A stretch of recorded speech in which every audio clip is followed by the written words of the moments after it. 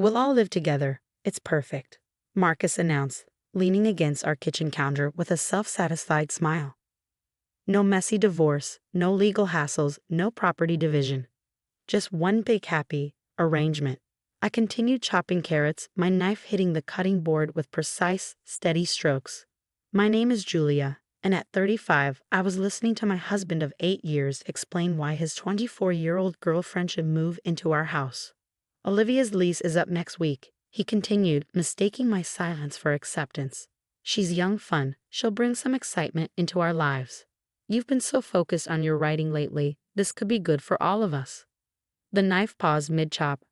I looked up at Marcus, taking in his expensive new haircut.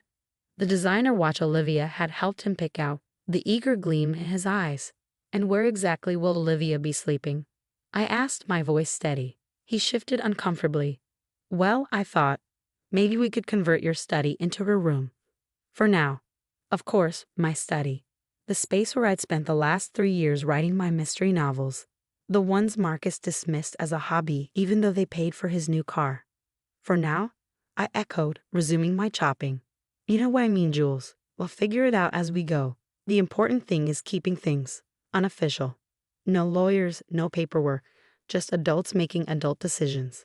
I scraped the carrots into the pot, watching them splash into the simmering broth. Sounds perfect, I said quietly. Marcus blinked, clearly thrown by my easy agreement. Really? I mean, yes, of course it does. I knew you'd understand. When does she arrive? Tomorrow afternoon. I'll help her move her things and while you're at your writing group. I nodded, adding a pinch of thyme to the pot. Perfect timing. He stood there for a moment, waiting for the argument that wouldn't come. Finally, he pushed off from the counter. Right, well, I should call Olivia. Let her know everything's set. After he left, I pulled out my phone and sent a quick text to my sister Anna. It's happening, just like we thought. Her response was immediate. Everything ready? Almost. Need one more day. I'd seen this coming for months. The late nights at the office, the new clothes, the sudden interest in social media. Marcus wasn't exactly subtle. 2 months ago, I'd found a receipt for dinner at La Petite Bistro. Definitely not from a business meeting, since Marcus hated French food. That's when I started preparing. The next morning, I left for my writing group as usual. Marcus barely looked up from his phone as I headed out, too busy texting Olivia about their grand plans. He didn't notice the extra bag I carried or the fact that I'd worn my comfortable walking shoes instead of my usual heels. I drove to the coffee shop where my writing group met every Thursday, parked my car, and waited. At exactly 2:15 p.m., Anna pulled up beside me. Ready? She asked as I climbed into her car. More than ready. We drove past our house at 3:00 p.m., just in time to see Marcus helping a young blonde carry boxes through our front door. Olivia was exactly as I'd imagined. Pretty in that obvious way that made me feel simultaneously old and relieved. Nice shoes, Anna commented dryly, noting Olivia's impractical heels. Those'll look great when she's taking out the trash. If she stays long enough to learn where the trash goes, I replied. We drove to the modest apartment building across town where I signed a lease last week. Everything was already set up, furniture delivered, utilities connected, kitchen stocked. I'd been planning this move for weeks, ever since I'd overheard Marcus on the phone with Olivia, plotting their perfect solution. You're sure about this? Anna asked as she helped me carry in the last of my bags. I looked around the sunny apartment, at the desk positioned perfectly by the window where I could write, at the peaceful silence that wouldn't be interrupted by Marcus's complaints or Olivia's giggles. Absolutely sure. What time will they figure it out? I checked my watch. Probably around dinner time when they realize I'm not coming back to cook for them. Anna laughed. And the best part? I pulled out my phone, opening the email I'd received that morning. My new book deal. The advance is enough to buy Marcus out of the house, which he won't know until my lawyer contacts him tomorrow. And since he's so against legal hassles, he'll have to explain to Olivia why their perfect arrangement suddenly involves moving out. As if on cue, my phone buzzed with a text from Marcus. Where are you? Thought you'd be home by now. I typed back, making adult decisions. You understand. Then I turned off my phone, poured 2 glasses of wine, and sat down with my sister to wait for the chaos we knew would come. Sometimes the best revenge isn't a big confrontation. It's simply letting people face the consequences of their own brilliant plans.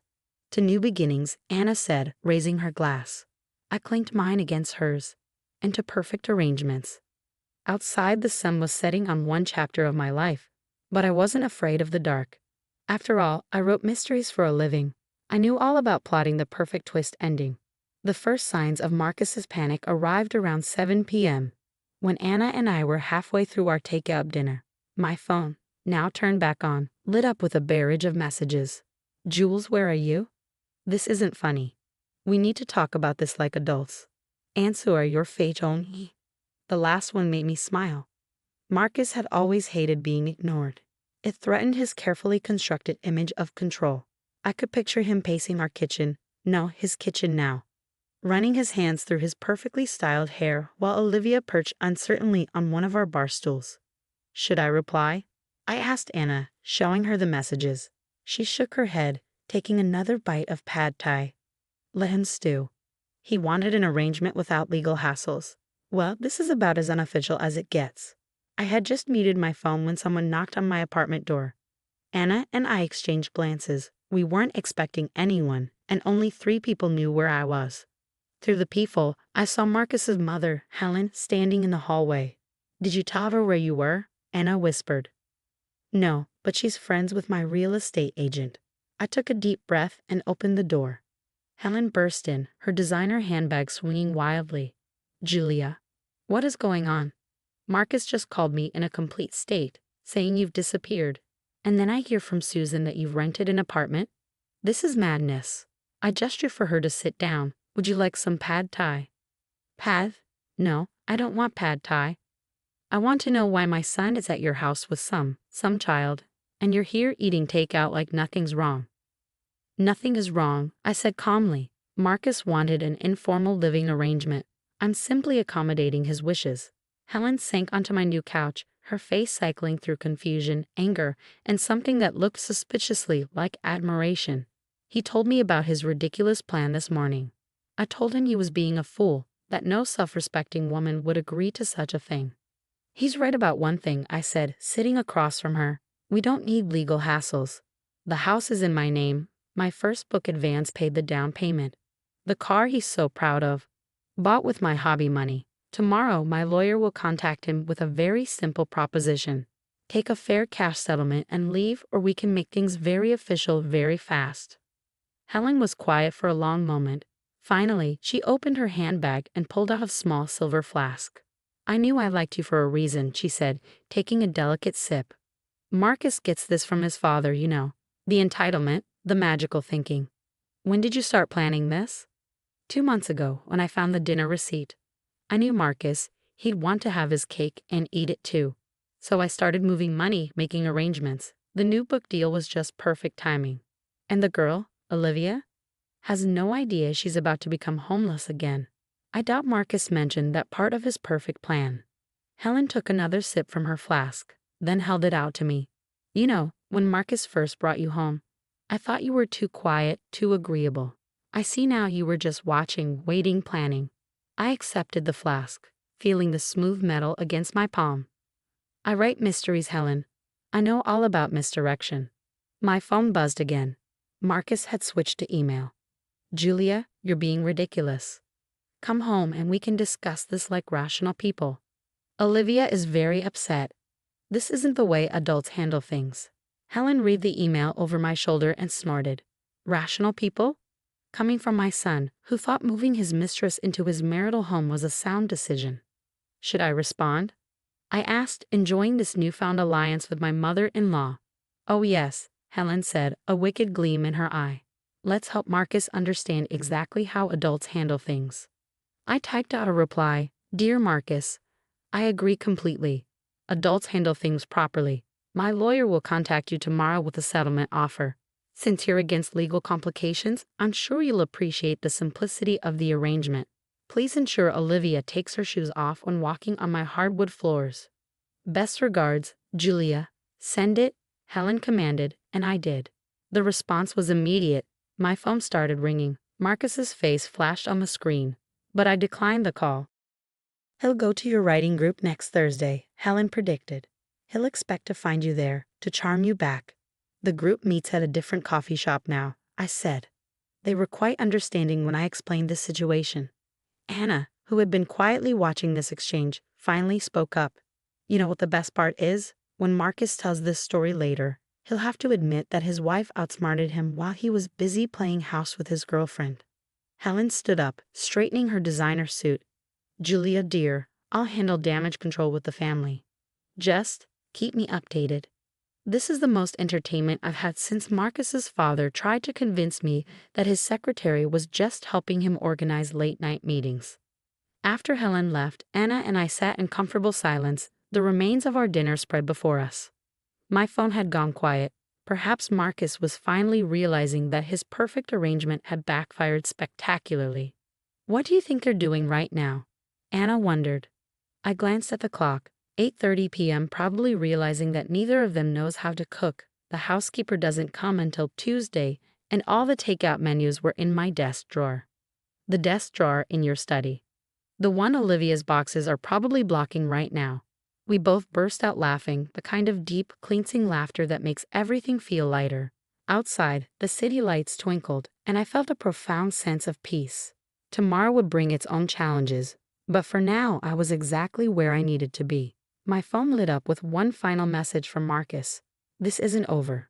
I smiled, thinking of the settlement papers being delivered to his office first thing tomorrow morning. No, I murmured, it's just beginning. The next morning, I woke up to the sound of birds chirping outside my new apartment window instead of Marcus's daily complaints about his coffee not being strong enough. The peace was interrupted by an urgent call from my lawyer, David. The papers have been delivered, he reported. You should expect some resistance. Right on cue, my phone buzzed with a call from Marcus. I declined it, putting my phone on silent as I started my morning writing routine. The words flowed easily. Amazing how creative you can be when you're not managing someone else's emotional weather. Around noon, my doorbell rang. Through the peephole, I saw Olivia standing there, looking considerably less polished than she had yesterday. I opened the door. Julia, she said, her voice shaking. We need to talk. I leaned against the doorframe. About what? Marcus, he didn't tell me the house was yours. He said everything was joint property, that it wouldn't be complicated. She twisted her hands together. Now he's saying we have to leave by the end of the month. Sounds like you and Marcus have a lot to discuss. Please, she said. I gave up my apartment. I don't have anywhere else to go. I felt a flicker of pity, quickly replaced by resolve. That's funny. Yesterday you were quite happy to take my home. Now you're worried about not having one. She flushed. It wasn't like that. Marcus said you were okay with it, that you understood modern relationships, and you believed him. A man willing to move his girlfriend into his wife's house without any legal protection. I shook my head. Think carefully about what that says about his character. The realization dawned slowly on her face. He said the same thing about my apartment lease. That we didn't need paperwork, that it was better to keep things simple. Let me guess, he suggested you give up your lease before discussing any of this with me? She nodded, tears forming in her eyes. Olivia, I said, softening slightly, take some free advice from someone who writes about manipulative characters for a living. People who avoid legal hassles are usually the ones you need legal protection from. After she left, I called Helen. You'll never guess who just visited, I began. Oh, I can guess, Helen replied. Marcus called me this morning, ranting about how unreasonable you're being. I told him he's lucky you're offering a settlement at all. By the way, have you checked your email? I opened my laptop to find an email from my publisher. The early reviews for my new book were in, and they were glowing. One line caught my eye. A masterful tale of deception and justice served cold. If they only knew. Later that afternoon, David called again. Marcus has agreed to the settlement, he said, though he did try to argue that his emotional investment in the house should count for something. I laughed. The same emotional investment he was willing to share with Olivia. Exactly. He's signing the papers tomorrow. The money will be transferred directly to his account, and he has 30 days to vacate the property. And Olivia? Not mentioned in any of the legal documents, interestingly enough. That evening, Anna came over with champagne. We stood on my small balcony, watching the sunset paint the sky in shades of pink and gold. "You know what I love most about this?" Anna said, filling our glasses. "You gave him exactly what he wanted. No legal hassles, no messy divorce. Just a simple property transaction." Sometimes the best revenge is simply turning someone's words against them, I replied, thinking of all the times Marcus had dismissed my writing as mere stories. My phone buzzed with a text from Helen. "Dinner next Sunday. I want to hear all about your new book." I smiled, showing the message to Anna, who knew my happy ending would include my mother-in-law. Soon-to-be ex-mother-in-law, Anna corrected. "No," I said, thinking of Helen's quiet strength during her own divorce years ago. Some family ties are chosen, not given. A week later, I drove past my old house and saw Marcus and Olivia arguing on the front lawn, moving boxes scattered around them. Through my open window, I caught snippets of their conversation, something about broken promises and trust. I didn't slow down. Their story wasn't mine anymore. Back in my apartment, I sat down at my desk and opened my laptop. My cursor blinked at the top of a fresh page as I typed. Chapter 1. Sometimes the perfect crime isn't taking something that doesn't belong to you. It's simply letting go of what does. My phone buzzed one last time with a message from Marcus. "I hope you're happy with yourself." I looked around my peaceful apartment at the life I'd built from the ashes of his betrayal and typed back, "I am. Thank you for asking." Then I turned back to my novel, ready to write my own story, on my own terms, in my own home. After all, isn't that what happy endings are really about? Some people might call what I did revenge. I prefer to think of it as poetic justice, served without legal hassles, just as Marcus wanted. Sometimes the best plot twists are the ones we write for ourselves.